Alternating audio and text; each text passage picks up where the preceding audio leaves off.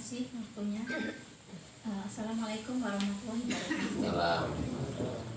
Saya pernah mendengar bahwa di bulan Sya'ban itu Rasulullah itu banyak sekali melakukan ibadah puasa. Tapi saya pernah dengar juga di bulan Sya'ban itu nggak boleh puasa. Bagaimana nih Pak untuk penjelasan? Ya, ada yang yakin?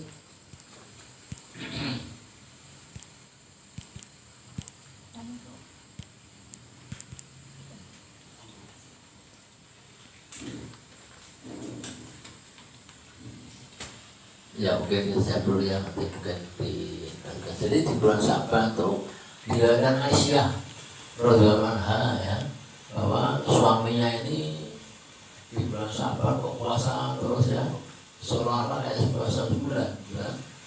Sehingga Nabi khawatir kalau ada yang tahu melihat dianggap itu puasa wajib ya, menurut Ramadan. Maka kemudian Rasulullah pun berbuka. Nantinya banyak berpuasa di bulan Sya'ban itu ya. Ada puasa sunnah bulan Sya'ban ya, biasanya itu di awal Sya'ban tanggal 1 itu malam Sya'ban 1 itu ada puasa sunnah ya. Meskipun ada yang mengatakan itu artinya dhaif ya. Tapi yang jelas Nabi itu tidak pernah meninggalkan puasa Senin Kamis, kemudian puasa ayam bulbul itu tidak pernah tinggal. Kemudian di Sya'ban tuh di Sya'ban itu tidak puasa nanti. Jadi malam di Sya'ban itu nanti kita tidak puasa ya. Kemudian setelah itu paginya tanggal 15-nya itu kita berbuka ya. Itu disebut namanya ya. Yaitu puasanya Nabi ini puasa khusus bulan Sya'ban ya. Puasa sunnah hanya bulan Sya'ban ya. Nah terus sama Sya'ban di tanggal itu kan sunnah di tanggal boleh itu dilakukan ya. Tapi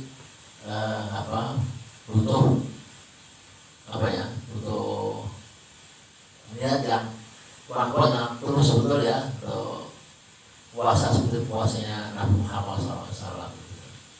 Itu ya Bu Nur ya. Jadi puasa di awal bulan puasa, awal bulan Rajab itu juga puasa juga. Ya kalau kita berdebat dalilnya apa, bagaimana Indonesia memang suka berdebat berdalil, mencari dalil ya. Itu kira-kira ya. Tapi Nabi Muhammad banyak puasa di awal bulan Rajab itu juga puasa ya. Dan di awal bulan Sya'ban puasa. Dan puasanya tidak sebulan penuh, hanya seolah-olah ada sebulan penuh puasanya Nabi. Ya, Ramadan nggak menjadi rukun kan, halnya itu. Ya itu kira-kira ya. Mungkin yang lain silakan kita diskusi. Ya kita masih suasana agak berkabung ya. Ini Pak Toyib dan istrinya biasanya tidur di sini itu udah ya.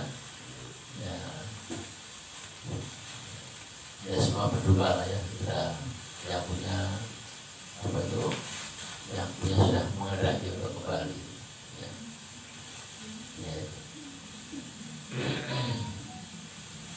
Lagi silakan.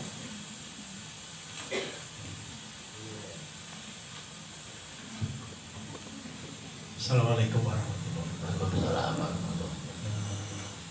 Kaitannya bulan Sya'ban ini, kalau dulu ada yang berpendapat kalau dihubungkan dengan sholat, seolah-olah kan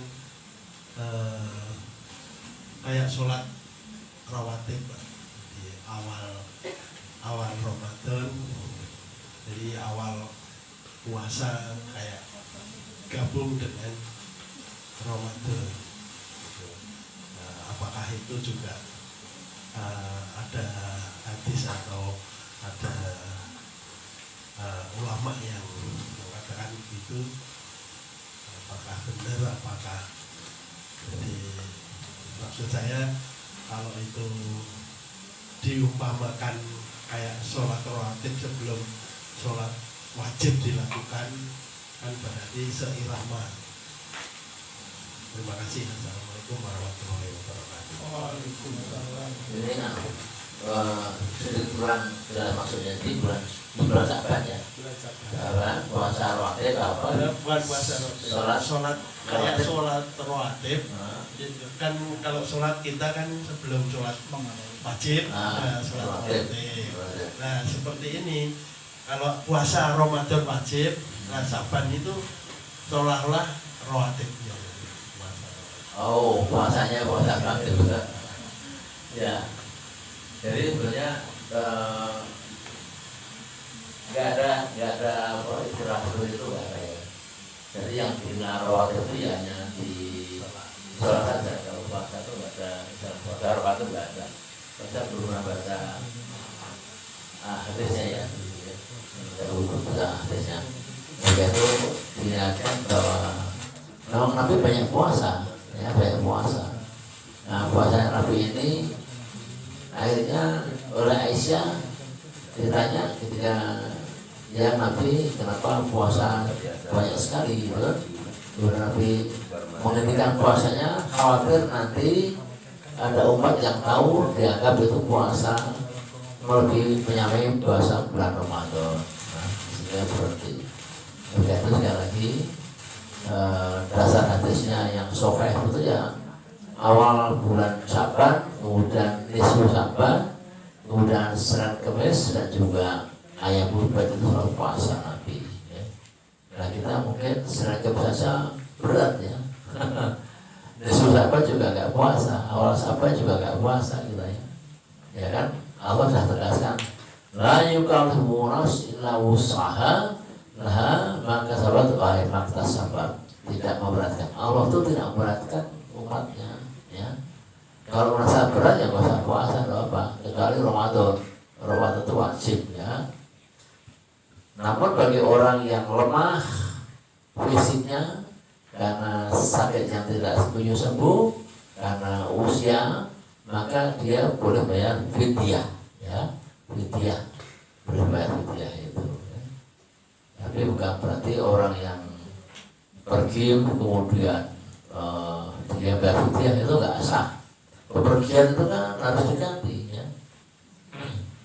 Harus diganti sesuai dengan yang ditinggalkan itu. Hanya orang yang lemah, yang sakit, dan yang sembuh dan juga karena usia yang tua, mungkin ini bapaknya Mas Catur ini mungkin sudah masih puasa enggak? Enggak ya, karena mungkin sudah daya ingatnya sudah berkurang. Sudah drop.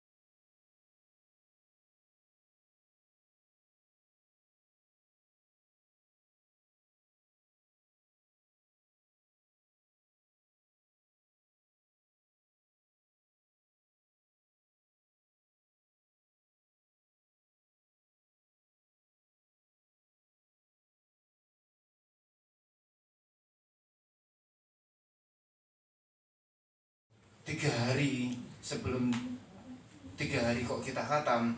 Rasulullah pernah bersabda berarti seakan-akan sebentar langsung saja. Seakan-akan umatnya itu tidak memahami gitu. Jadi indikator membaca kok lebih tepat dari 3 hari itu umat yang level mungkin awam ya itu tidak memahaminya.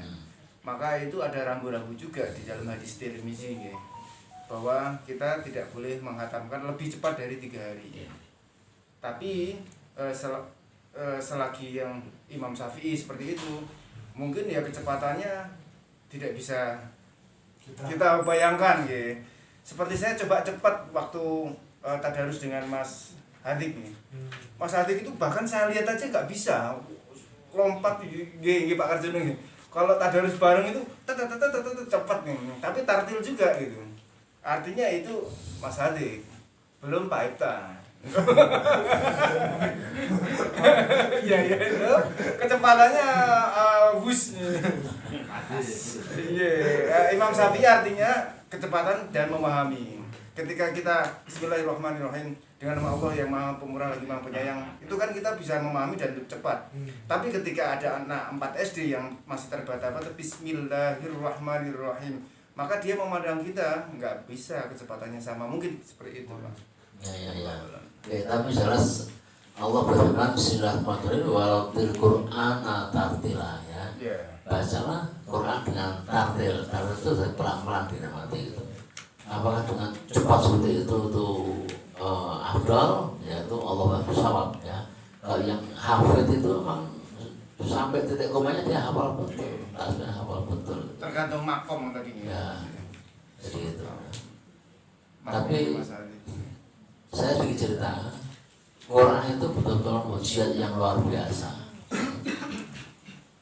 Kakak kandung saya tertua, saya punya kakak tertua Pak Yuta, itu takut sama operasi misalnya. Gondongnya besar sekali, gondong besar sekali itu, sehingga kemana-mana dia pakai sorban. Dia seangkatan sama Pak Efordin, jadi dia wakilnya Pak Efordin ketika Pak Efordin masih hidup gitu ya. Dia juga teman-teman dari Syekh Muhammadiyah Yogyakarta.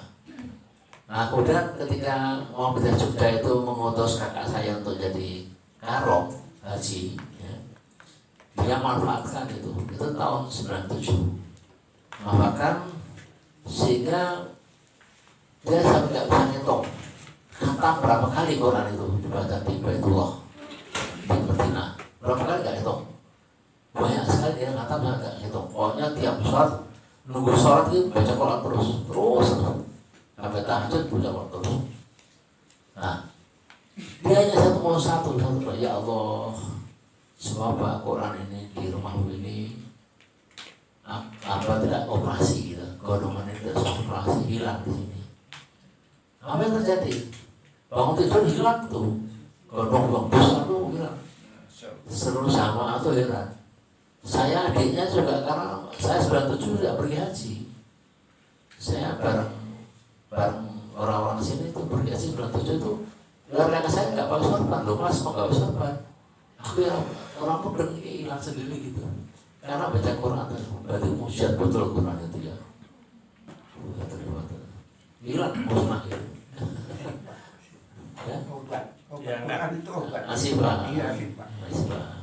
Tapi kalau yang disobek-sobek dimasukkan minum itu apakah obat? Ada nggak? Itu mungkin malah sirik itu lah ya. Gitu ya. Gitu ya. Ada lagi pada waktu 5 menit. Rahman.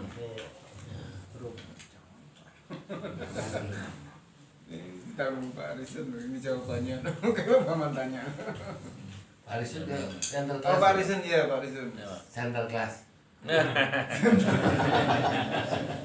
Tinggal pakai aja. Nah, kemudian Ustaz, kalau kita ini kan persiapan bulan Ramadan, kemudian antara amaliyah ibadah yang